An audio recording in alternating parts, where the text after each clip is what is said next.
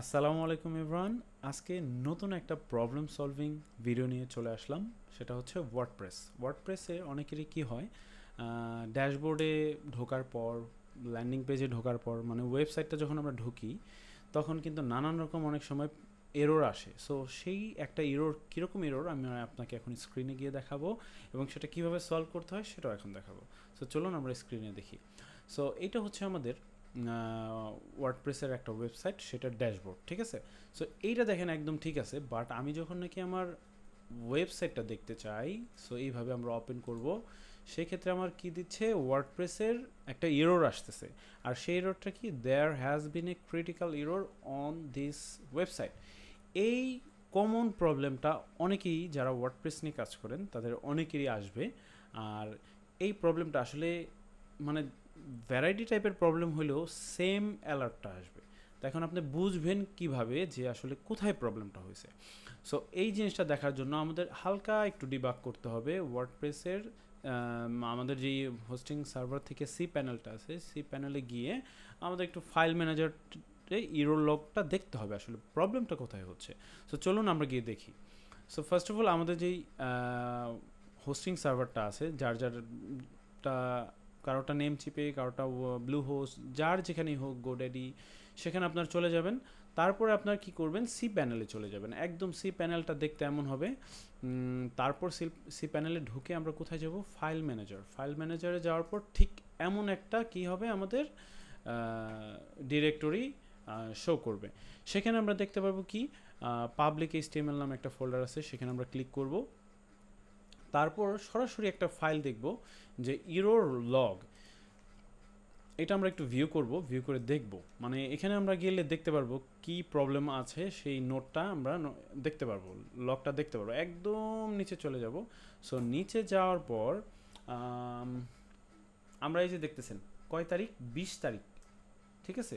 এটা হচ্ছে 20 তারিখ। সো এগুলা না দেখে আমরা প্রথম যেই ডেটটা আছে সেই ডেটটা দেখব। সো 20 তারিখে আমাদের যেই লগটা আছে বলতেছে পিএইচপি ফ্যাটাল এরর, একদম ফাটাই দিছে, বুঝতে পারছেন। So uncaught error, class WC legacy API not found, মানে একটা জিনিস খুঁজে পাওয়া যাচ্ছে না, ঠিক আছে। ইন কোথায় সেটাও বলে দিচ্ছে, in home, public HTML, WP content, plug in, commerce. এই যে দেখেন এই তুড়ি এসে আমি বুঝতে পারলাম যে কমার্স প্লাগ ইন থেকেই একটা প্রবলেম হচ্ছে। তারপর বলতেছে ইনক্লুডস, কমার্সের ভিতরে ঢুকি ইনক্লুডস, ক্লাসটা কি, WC API dot PHP 19 number. যাই হোক, এই ফাইলে, পিএইচপি ফাইলে একটা প্রবলেম আছে। সো আমরা এখন কি করতে পারি দেখেন, এই যে ডিরেক্টরিটা দিছে সেখানে আমরা চলে যাব। সো আমরা আমাদের সি প্যানেলে এসে কোথায় যাব, এখানে আমাদেরকে আরেকবার দেখে নেই, বলতেছে প্লাগ ইন ফোল্ডারে যেতে হবে, কমার্স, তারপরে ইনক্লুডস। সো আমরা কি করব, ডাব্লিউপি কন্টেন্টে চলে যাব। কন্টেন্টের ভেতরে যাওয়ার পর লেখা আছে প্লাগইনসে চলে যাব।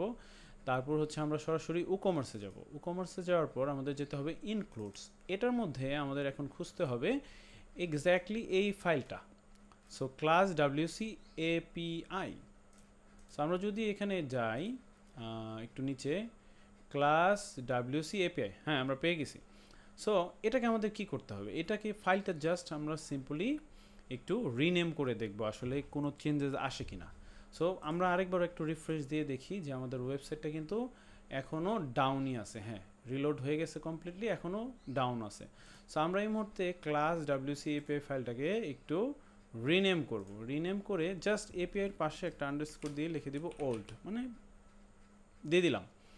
রিনেম করার পর একটু নিচে গিয়ে দেখি, হ্যাঁ এপিআই ওল্ড হয়ে গেছে। আর আমরা যদি এখন একটু গিয়ে রিফ্রেশ দিই, রিফ্রেশ দেওয়ার সাথে সাথে কি দেখব, যে যদি প্রবলেমটা সলভ হয়ে যাবে।